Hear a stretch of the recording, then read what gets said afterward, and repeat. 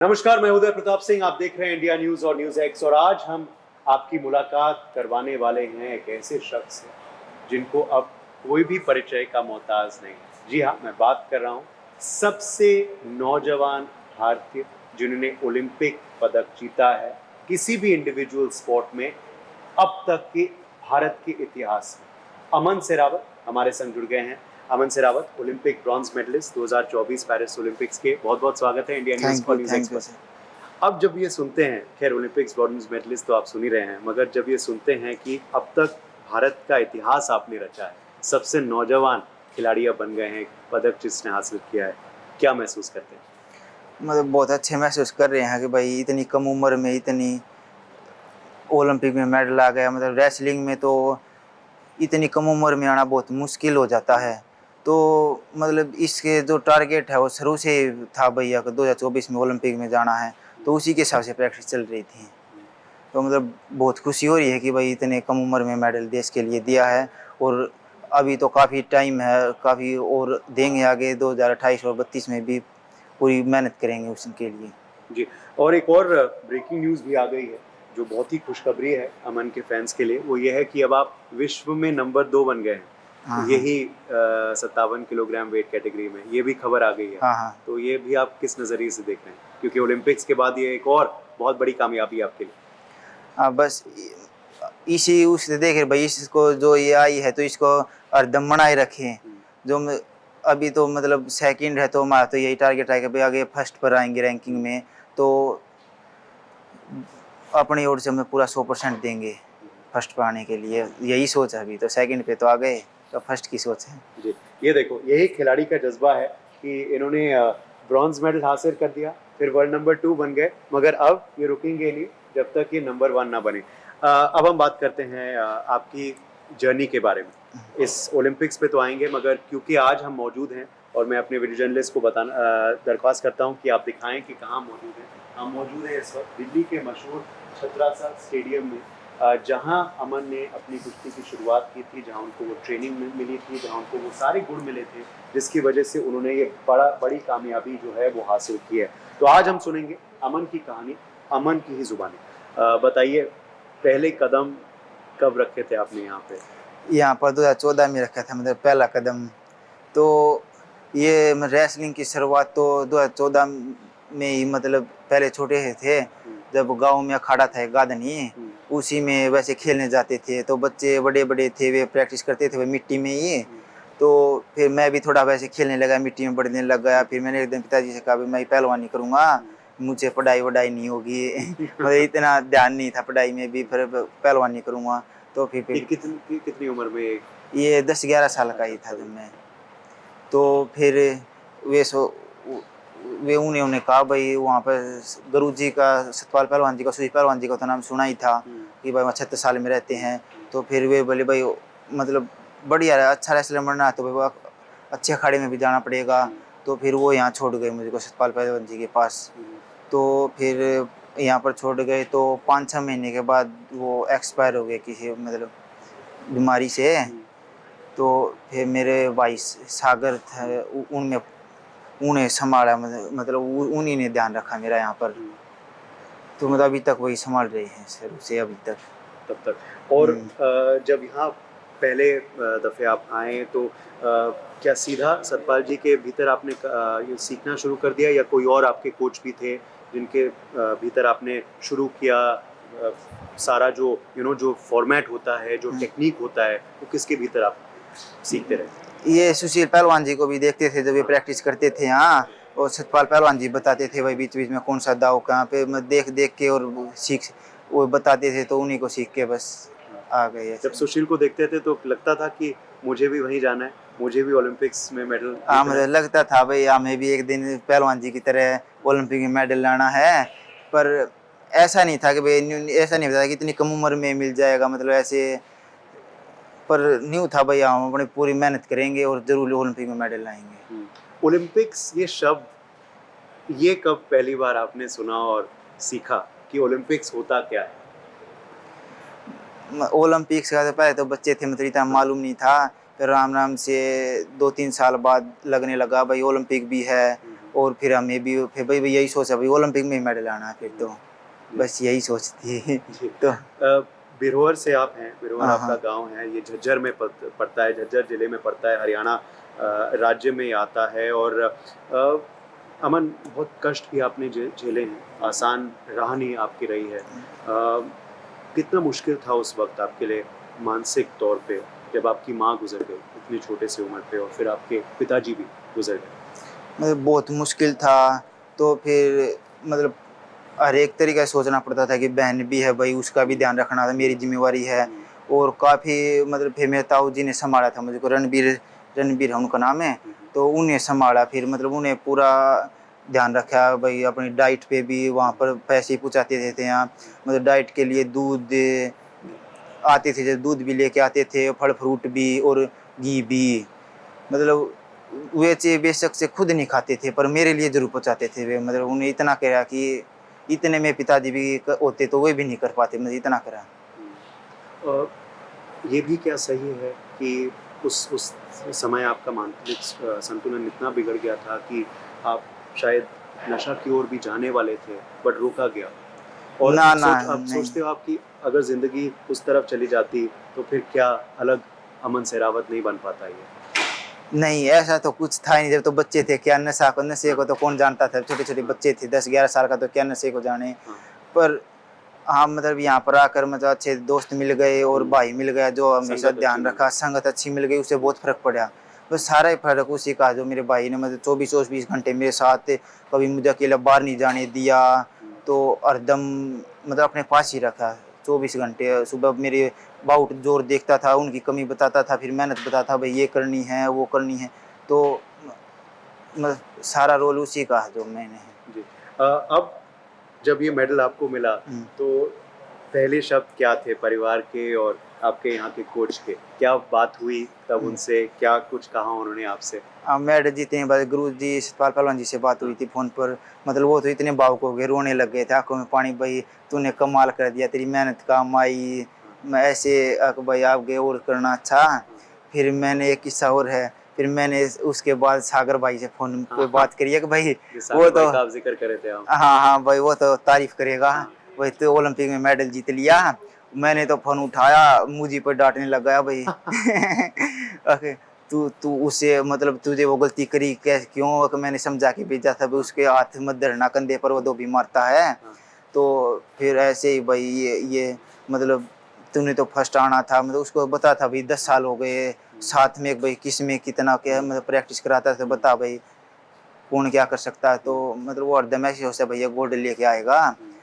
तो फिर उसने तारीफ तो फिर भी नहीं, फिर भी ऐसे बोला चल ठीक है आजा, तो जो कमी रही है इनको इन पर काम करेंगे, अगले अगले ओलंपिक में जो कमी रही है आगे ना रहे इन पर ही काम करेंगे। बस उनको ये कहा, मेरी फिर भी तारीफ नहीं की उसको। और जिनका फोन है मैं सभी ने तारीफ की थी, बस उसी ने नहीं की। हाँ हाँ पूछा आपने क्यों नहीं की भाई, या नहीं आप समझ गए? मैं आने के बाद पूछा, फिर फिर तू करे ही क्या तुझे, तूने मतलब जो तेरी तारीफ करूँ, जो चीज के लिए तो गया था, जो 10 साल तेने मेहनत करी, वो तो तुझे मिला ही नहीं। जो ओलंपिक तो गोल्ड का तू कमरे में पोस्टर लगा रखा है, वैसे भी हरदम कहता भाई मैं ओलंपिक में गोल्ड लाऊंगा, मतलब मैं कमरे में भी ये और किसी के आगे तो कहता नहीं है, पर ये 2-3 जो है अपने दोस्त इनके आगे कहता हूँ भाई मैं जाऊंगा लाऊंगा एक दिन गोल्ड। हाँ हाँ तो उनको पता था, और यही तो सच्चे दोस्त होते हैं जो आपको हाँ बोल पाए ये मतलब चीजें। बाकी लोग तो तारीफ करेंगे, ये लोग हाँ मतलब बताएंगे। यही है हाँ। जो असली दोस्त हैं, जो कुछ है यही है। बिल्कुल, ये देखिए बहुत सी सीख हमें आज मिल रही है। शुरुआत इंटरव्यू अमन ने कहा कि नहीं मुझे वर्ल्ड नंबर 1 बनना है, अब नंबर 2 बन गया, ठीक है खुश हूँ, मगर खुश मैं उतना नहीं हूँ क्योंकि नंबर 1 बनना है। अब दोस्त भी कह रहे हैं कि क्या कमी रह गई थी, क्या क्या बताया उसने, जरा आप दिखा दें क्या वो एक था। मतलब वो एक उसने कहा था कि भाई यहाँ पर ऐसे लड़ना है कि नीचे से पकड़ के, अच्छा। और मैंने उसको यहाँ धर दिया। हाँ। तो आप मेरे इधर के देखो, हाँ। यहाँ धर दिया तो हाँ। उसने मेरे ये दाम मार दिया 4 नंबरों आप का, इस तरफ। हाँ। तो मैं पड़ गया। हाँ। तो फिर मैं सोचा भाई ओलंपिक में 4 नंबर चले गए, तो ओलंपिक में तो प्रेशर वैसे ही था भाई, अब पूरा देश देख रहा है, तो अब क्या करूं, मतलब समझ में नहीं आया। तो लेने के चक्कर में और स्कोर चला गया, तो अबाउट हाथ से निकल गई थी। तो टेक्निक क्या था, उसने क्या बताया था कि ऐसे नहीं करो, क्या उसने करो? ऐसे बताया था कि भाई नीचे ऐसे लड़ना है, यहाँ से जो काम करने हैं अच्छा। तो यहाँ से ही करना, ऊपर तो लेके ही नहीं जाना थे। अच्छा ये था। तो अगली बार उम्मीद करते हैं कि वो अब करेंगे, मगर आप अमन आप अपने अटैकिंग स्टाइल के लिए जाने जाते हैं, क्या आपको लगता है यही आपका टेक्निक है? आप अपने अटैकिंग स्टाइल के लिए जाने जाते हैं, आपका जो अपर हाफ है वो भी बहुत सॉलिड है, फिज़िक आपकी बहुत सॉलिड है। क्या ये आपकी आपकी सबसे बड़ी एडवांटेज है? जो मेरी है, मैं तो यही सोचता हूँ भाई जितनी लंबी कुश्ती चलेगी ना उतना अच्छा रहेगा, हुँ, क्योंकि अगले थक जाते हैं तो फिर मेरा स्टेमिना थोड़ा मतलब मैं खुद को ऐसा मानता हूँ अच्छा है। हुँ, तो मैं ऐसे सोचता हूँ भाई कुश्ती जितनी लंबी चलेगी उतनी मेरे फेवर में आएगी। अच्छा। तो बस यही सोचते हैं भाई शुरू में ज़्यादा स्कोर नहीं जाना, और 6 मिनट तो रेसलिंग में बहुत हो जाती है। जो भी अंदर लड़ते हैं उनके लिए बहुत हो जाती है, बाहर के लिए तो बेशक कम हो, अंदर जो लड़ते हैं ना उनके लिए तो 6 मिनट तो बहुत लगती है। बस ऐसे ही सोचे भाई 4 मिनट लग तो कुश्ती चलनी चाहिए शुरू में, मतलब स्कोर जानी नहीं चाहिए, उसके बाद तो मेरे फेवर में कुश्ती आएगी, मतलब मैं ऐसे सोचता हूँ। बिल्कुल। और ये तो आपने बता दिया कि क्या आपके दोस्त सागर ने भी कहा और क्या आपको भी लगता है कि क्या गलती हो गई वो रे हिगुची के खिलाफ जो जापान के थे, जिन्होंने अमन को हराया। मगर आप जब ब्रॉन्ज मेडल का की आपकी लड़ाई थी ग्रे के संग, डेरियन ग्रे के संग, तो वो लड़ाई भी बहुत इंटरेस्टिंग जा रही थी। हालांकि आपने एंड में तो बहुत मजबूती से उसे हरा दिया, बट उस समय क्या चल रहा था आपके जहन में, दिमाग में, और कहाँ आपको लगता है आप आगे चले गए उससे? मैं उस जो वो दिन था ना ब्रोंज बाउट थी, उस दिन सुबह मतलब हमारा 7 साढ़े 7 बजे तक वजन हो गया था, और बाउट थी शाम को 7:30 8 बजे से, 12 घंटा का रेस्ट था। तो फिर वो दिन तो था वो निकल के ही नहीं दे रहा था, ऐसा लग रहा था ये दिन साल के बराबर है। और ये भी बहुत इंटरेस्टिंग है। आप देखो ये कि यहाँ पे वेइंग स्केल भी है। सुदीप जी से मैं आपको बताना चाहूँगा कि आप देख सकते हैं यहाँ वेइंग स्केल भी है, क्योंकि ये वेइंग स्केल की भी बहुत अहमियत होती है पहलवान के लिए। जैसे अभी बता रहे थे अमन कि वो बहुत ही कठिन दिन ही नहीं, कठिन रात भी थी, क्योंकि आपका शायद वेट भी थोड़ा बढ़ गया था अब पिछले बार से। रात पे तो मतलब इतनी वो नहीं थी भाई, वो रात पे तो वजन वजन लाना था, तो वजन मेन कम तो लाना था। हाँ वजन तो आ गया। फिर अगले दिन तो जो कंपटीशन लड़ना, जो मेन जिस चीज के लिए आए, हाँ 10 साल प्रैक्टिस करी है, वो है जो ब्रोंज बाउट है। तो फिर उसका तो नींद भी नहीं है, 1 मिनट आंख मिचती जब कुश्ती आती थी भाई दिमाग में अब क्या रहेगा शाम को, वैसा लग रहा था भाई जल्दी शुरू करवा दे बाउट जल्दी, वो दिन ही निकल के नहीं दे रहा था। क्योंकि शाम को था वो बाउट। हाँ फिर तो मतलब भी मैं यही सोच के लड़ा था कि भाई ऐसे मत सोच तू कि ओलंपिक में खेल रहा है, ऐसे सोच भाई कि स्टेट लेवल पे खेल रहा है। तो फिर मैं यही सोच के लड़ा भाई पब्लिक को जो देखना देखने दो, देशवासी देख रहे हैं, सब अच्छा है, पर मतलब मैं अपने दिमाग पे नहीं लूँ भाई इतने लोग देख रहे हैं, तो मैं ऐसे अपना बाउट पे ही ध्यान था पूरा। वो अच्छी लड़ी गई बाउट। हाँ, बहुत अच्छी गई बाउट आपके लिए। मगर ये जो एस्पेक्ट है, ये आपके लिए कितना कठिन होता है पहलवान के लिए? ये अगर वज़न बढ़ जाए, ये घटवाना, वो भी एक रात में, और जब आपने वो किया तो उस टाइम ऑलरेडी विनेश की खबर भी आ गई थी, तो क्या ये भी ज़हन में चल रहा था कि फटाफट घटाएँ वज़न जो हैं, ताकि हम वेइंग स्केल पे जाएँ और सब ठीक-ठाक हो? हाँ वो तो था ही भैया कि मेन तो वजन ही था, फिर अगले दिन ब्रॉन्ज बाउट जीते लड़नी है तो वजन तो दिखाना ही पड़ेगा।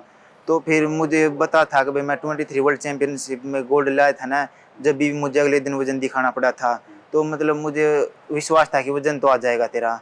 बस यही सोच रहे थे कि भाई वजन की तो इतनी दिक्कत नहीं मानूंगा मैं, पर बस सब टेक्निक सही हाँ हाँ रहनी चाहिए। और तैयारी बहुत ज़बरदस्त आपकी रही है अमन। ये भी हम दर्शकों को बताना चाहते हैं कि चुटकी का खेल नहीं होता ओलंपिक में मेडल जीतना। अमन की बहुत कठिन संघर्ष रहा है।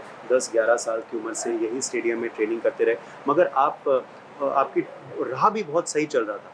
2022 में आपने वर्ल्ड चैंपियन, आप बने शायद एशियन हाँ champion, world champion world Asian champion बने। चैंपियन। उसके बाद आपने एशियन गेम्स में भी मेडल जीता। हाँ उसके बाद 24 के शुरुआत में भी जो ओपन था वो, उसमें भी आप हाँ शायद हाँ जीते। तो रहा बहुत सही चल रहा था सब आपके हिसाब हाँ से? मतलब सब वो भी और मैं ये भी बता दूं, अंडर 23 चैंपियन में आज तक कोई भी जीता नहीं है। तो वहाँ भी अमन पहले भारतीय थे जिनने वो चैंपियनशिप जीता था अपने वेट कैटेगरी में। हम जो चैंपियन जीता था वही सब ऐसा लगा भाई अगर यहाँ चैंपियन बन सकते हैं तो ओलंपिक में चैंपियन क्यों नहीं बन सकते हम। तो मतलब यही सोच के हर एक कम्पिटिशन लड़ते थे भाई हम अपने हर एक जगह 100% दे, और हम गोल्ड के लिए लड़े जहाँ भी लड़े। अब तो बस उसके बाद मैं 2023 में सीनियर एशिया चैंपियनशिप भी मिल गया, फिर उससे और हौसला हो गया भाई अब सीनियर एशिया में भी गोल्ड आ सकता है तो ओलंपिक में भी क्यों नहीं। बिल्कुल। अब आगे की राह क्या है? आगे की राह जो कंपटीशन आएंगे, एशिया चैंपियनशिप है, रैंकिंग है और वर्ल्ड चैंपियनशिप है, अभी तो इन्हीं पर ज़्यादा फोकस है। और जो इनमें इनकी जो कमी रहेंगी जो वो मतलब सुधारेंगे कि आगे एशियन गेम्स और ओलंपिक में ना रहें। रेलवेज में भी आप ओएसडी बन चुके हैं, ये भी बहुत बड़ी कामयाबी आपके हाँ, लिए। हाल ही में आप आए, प्रधानमंत्री नरेंद्र मोदी से मुलाकात की आपने, क्या बातचीत हुई उनसे? बस उनसे यही कि बहुत अच्छा करा, देश का नाम रोशन कर दिया आपने, और मतलब ज़्यादा वे मतलब कि वे पूरा देश आपका परिवार है, कि मतलब सब आपके साथ हैं, बस यही। और ये भी बोला कि बता देते मुझे आपका फेवरेट खाना बना देता। वो कह रहे थे कि वे घर पर नहीं गए, मुझको अभी तक नहीं गए, जाएंगे बाद में, वो खाना फिर नहीं मिला, मैं मंगा देता यहाँ, हाँ। कहते तो। हाँ, तो पूरे देश का एक ही बड़ा सवाल है, अमन का फेवरेट खाना क्या है? देशवासी भेजना चाह रहे हैं आपके लिए। फेवरेट खाना तो अपनी बस रोटी सब्जी यही है। अच्छा, ओके, नहीं बट कुछ खास, कुछ फेवरेट ना। सब्जी या? फेवरेट तो मतलब उसके बाद तो मैंने काजू कतली खाई थी, मैं 2 महीने हो गए थे कि मीठा तक नहीं खाया अच्छा, मुझे। तो फिर आने के बाद आने के बाद में हाँ, हाँ, काजू कतली। हाँ। चलिए, काजू कतली बर्फी सबसे फेवरेट चीज़ है अमन के लिए, जो वो कुर्बान करते हैं मेडल के लिए। आखिरी सवाल आपसे 2-3 पूछूंगा फटाफट, क्योंकि कुछ पर्सनल भी आपके बारे में जानना चाहेंगे। तो अगर अमन को मौका मिले छुट्टी जाने का, कहाँ जाना चाहेंगे अगर 1-2 दिन में? मतलब मैं अपने घर पर जाना चाहूँगा, मतलब अपने घर पर एक दिन, मतलब 2 दिन भी बिताए, मुझे याद नहीं कि मैंने 2 दिन कब बिताए थे। मैं घर पर गया था, मतलब 1 साल में कभी 7-8 महीने में तो जाता हूँ ना, तो एक दिन जाके मंदिर में धोख मार के वापस। वो इसलिए कि मेरे साथ मेरा भाई सागर जाता था, वो मुझे डटने ही नहीं देता था कि भाई आके तेरा टारगेट इतना बड़ा है तो ऐसे पूरा नहीं होगा ये। तो मैं मंदिर में जाता था घर पर सबको मिल के, धोख मार के वापस स्टेडियम में, वो भी एतवार को, जिस दिन छुट्टी हो उसी दिन। माय गॉड, तो अगर मौका मिले घर जाना चाहेंगे 2 या 3 दिन के लिए? अच्छा, म्यूजिक सुनते हैं आप? पसंद है? नहीं, टाइम नहीं मिलता म्यूजिक सुनने का। अच्छा, चलिए, और आखिर में सुबह कितने बजे उठते हैं? सुबह हमारी 5 बजे की क्लास होती है, असेंबली। ऐसे पहलवान हैं जो आपकी तरह बनना चाहेंगे, वो ये जानना चाहेंगे। 5 बजे की असेंबली होती है, तो 4:30 बजे हम उठ लेते हैं। 4:30। हाँ, फिर दौड़ मारते हैं ग्राउंड में, 400 मीटर का ट्रैक है, 5 चक्कर, फिर शूट 100 मीटर के, फिर पीटी करके, फिर बाउट के लिए आ जाते हैं भाई। फिर बाउट करके फिर उठा बैठी, फिर रस्से, जिम, मतलब यही करते थे इसी शेड्यूल में। फिर डाइट में बादाम पीते हैं जाके, जूस, फिर खाना वाना खा के रेस्ट। फिर शाम को भी 5 बजे की होती है, फिर शाम को 4 बजे उठते हैं। फिर 4 बजे उठ के रेडी हो जाते हैं प्रैक्टिस के लिए। फिर शाम को टेक्निक कर ली मैट पर, और हाथों की वर्जिश कर ली, और फिर खाना वाना खा रेस्ट। और फिर अगले दिन शाम को बाउट तो सुबह मतलब रोज होती है, शाम को एक दिन टेक्निक कर लेते हैं, फिर एक दिन जिम कर लेते हैं, और एक दिन मैच खेल लेते हैं, किसी फुटबॉल, बास्केट, यही। और रात को कितने बजे सोते हैं?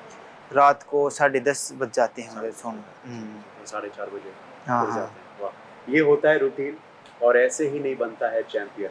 आपने सुना अमन सहरावत की कहानी, अमन की ही जुबानी, जैसे मैंने आपको कहा था। आज आप इंडिया न्यूज़ और न्यूज़ एक्स पे सुनेंगे। बहुत बहुत बधाई दोबारा आपको देते हैं अमन, कॉन्ग्रेचुलेशंस। बहुत अच्छा लगा यहाँ आके आपके स्टेडियम में, जहाँ आपने सब कुछ सीखा, और हम उम्मीद करते हैं कि आगे भी आप भारत को गर्व महसूस करवाते रहें। और उम्मीद करते हैं जो आपका सपना है, जो आपने अब 2-3 लोगों को ही पहले बताया था, पूरे देश जान चुका है कि गोल्ड मेडल आप बहुत जल्द भारत के लिए लाएंगे। Thank you so much. पूरी कोशिश करेंगे, अपनी ओर से कोई कमी नहीं छोड़ेंगे। यही चाहेंगे आपसे। बहुत बहुत शुक्रिया। Thank you. For more such videos, subscribe to the NewsX YouTube channel, hit the bell icon.